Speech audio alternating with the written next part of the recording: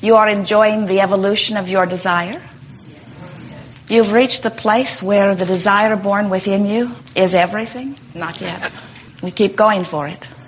You feel the freshness of new desire within you. You remember desire when you believed that that which you desired could be. Do you remember that feeling? We're looking forward to a return to that with all desire. We want you to feel a desire born, and we want you to not fret over its not yet fulfillment, but instead breathe in the life-giving air that the new desire is providing for you, because it is truly the summoning of life force. You knew it when you came forth. You said, this environment will be perfect, for it will stimulate ever new desire within me.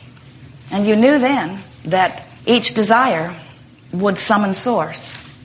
And you knew then that the source would flow forth and that it would give you life. And you knew then meaning before you came forth into this body, that as the desire is born and as it is summoning source, that it is life itself. And that the eternalness that we are all talking about, the eternal nature of our being, is dependent upon that fresh new desire being born. Sometimes it translates in a little bit of a screwy way in your physical environment, because you feel the desire being born, and then quite often, because you are so accustomed to this time-space reality where you see the fact, you see the history, you see the manifestation, and you call that life. In other words, manifestation, our human friends call real life. Well, that's reality, that's real life. And so you are very eager, we have noticed, for an almost immediate translation of the desire into what you call real life. And we're wanting you to sort of ratchet that back just a little bit and start enjoying the desire and the feeling of desire and the feeling of the summoning of source that desire indicates, while you are anticipating the real life manifestation. But where you're not hanging all of your hopes and dreams on the immediate manifestation, because we promise you that if you could give birth to a desire and it would manifest immediately, and then you would give birth to another desire and it would manifest immediately, with no buffer, no opportunity to peruse, no opportunity to mold it into place, no opportunity to check your balance, no opportunity to stabilize where you are. If everything that you thought manifested, we would be holding de-manifestation seminar. You'd be saying, it's happening too fast, I'm not having time to savor, my life is piling up with every thought that I have. Please, is there not a dimension I could go where the buffer is more lenient? And we say, so here you are in this perfect environment where you have this buffer of time, where you have opportunity to give birth to a desire and settle into it, where until your desire feels natural and normal to you, until your desire is so practiced that it becomes your expectation, it doesn't manifest. How good is that? Until your desire, or whatever, we should add that, until whatever you are thinking about, sometimes it's not a desire, until whatever it is you're thinking about is not expected by you, it doesn't happen. In other words, you've got to expect it.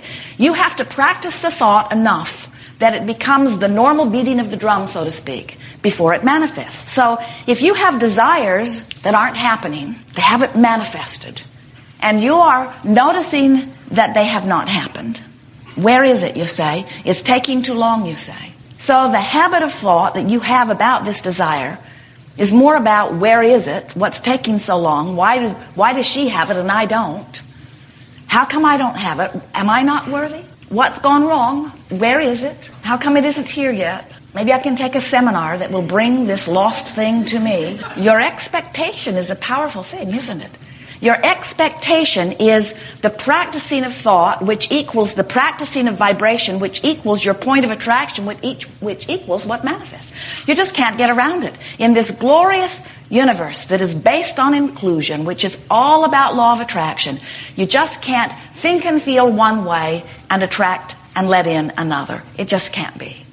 So, over time, those of you who've been listening to us for a while have heard us talking about being deliberate about your thought. We say you get what you think about. We say that you are the creator of your own reality.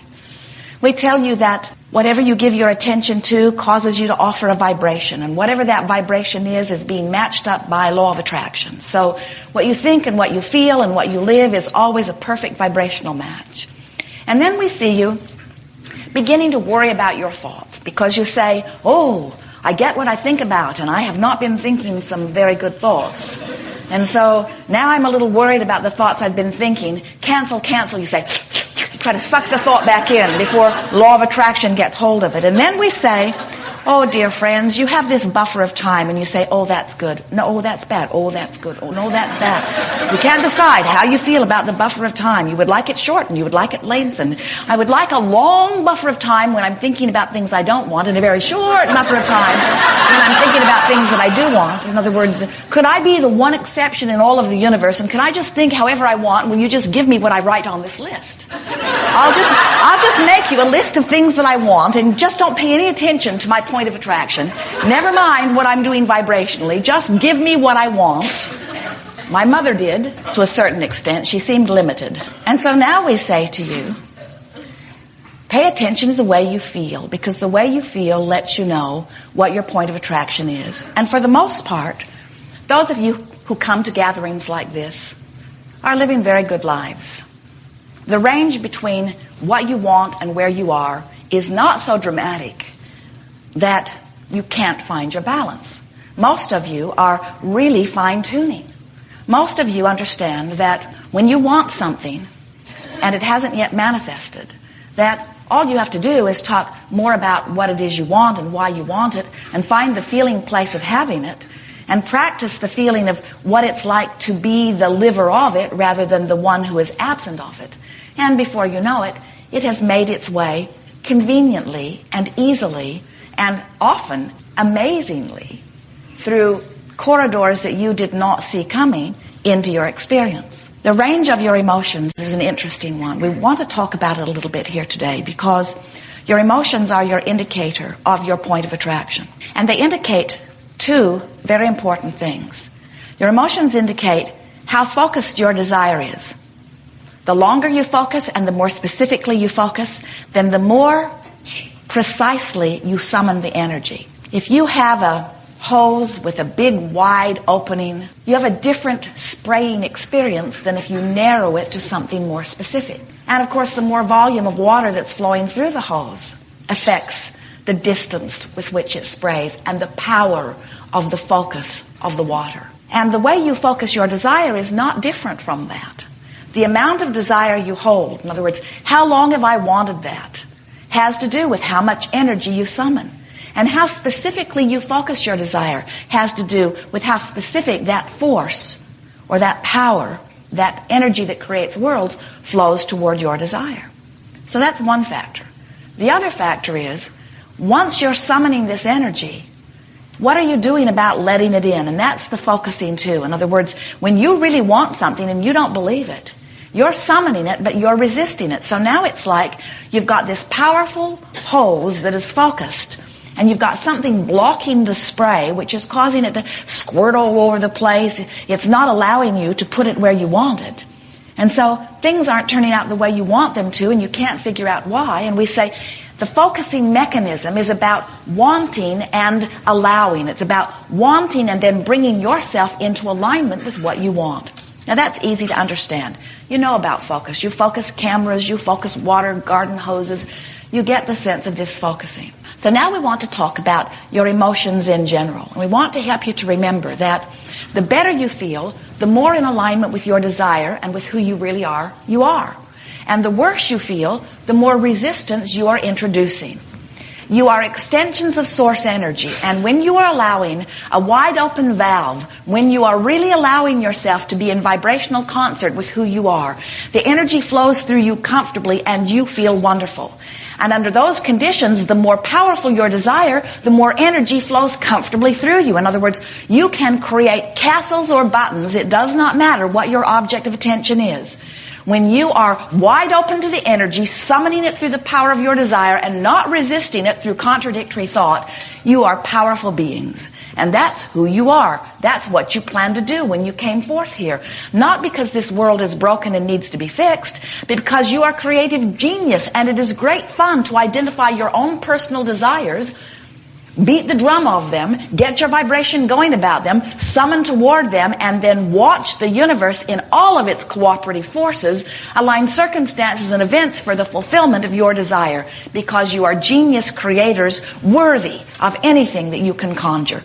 If you can identify a desire in this time-space reality, it is our absolute promise to you that this environment has the ability to fulfill your desire to the specifics that you are able to identify.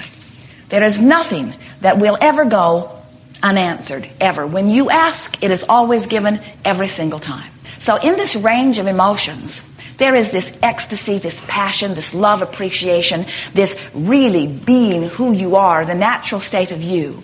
And then on the other end of it, there is that disempowered, sort of lost feeling. So the most connected state of being that you will ever achieve is that feeling of all power.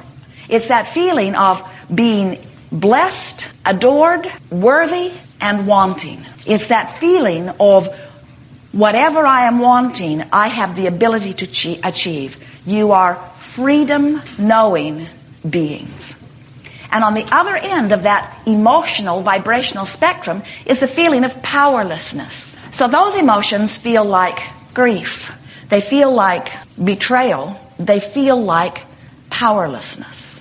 Now, it's an infinite range. You could call your range of emotions a lot of different words. Really, we would like to help you to realize that there are only two. One feels good and one feels bad, and there is everything in between.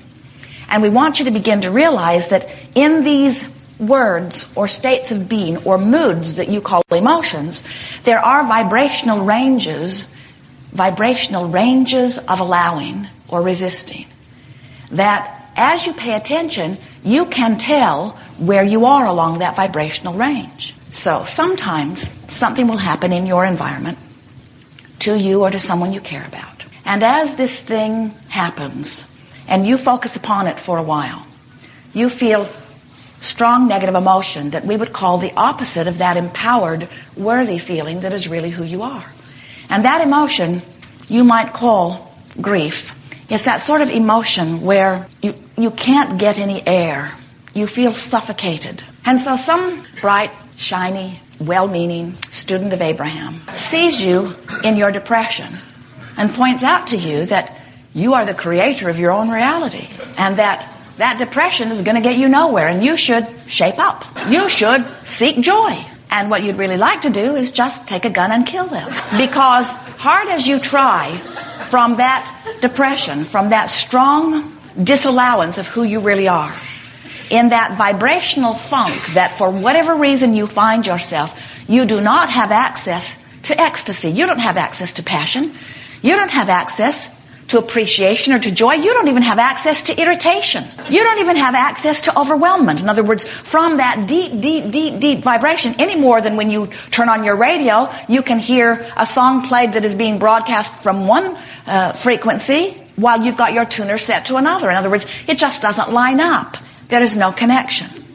So when you are in that strong disconnection and you are trying to follow what Abraham says, which is find a thought that feels better, the best thought that may be available to you from your depression is one of rage. And what we want to say to you here today in a way that you really, really hear it is that if you find that thought of rage, and if you stew around in it for a little while, you will notice that you feel better. Now, those watching you from the outside are not going to encourage you into your rage. They liked you better when you were depressed. Because when you were depressed, you sort of went away and left them all alone. Only you know that the rage is an improvement, because only you know that you can breathe now. Only you know that this is an improvement. And what we want you to hear is that if you know that it is an improvement and you stop and momentarily pat yourself on the back for choosing the thought that felt better to you and If you are able to disregard the clamoring of all those bright-eyed, bushy-tailed, sunshine, rainbow, lollipop, sickening people that are tuned in, tapped in, turned on, and who want you to be too, if you can disregard what they're clamoring at you and say to yourself, wait a minute, I feel better, then in that moment you've got your power back.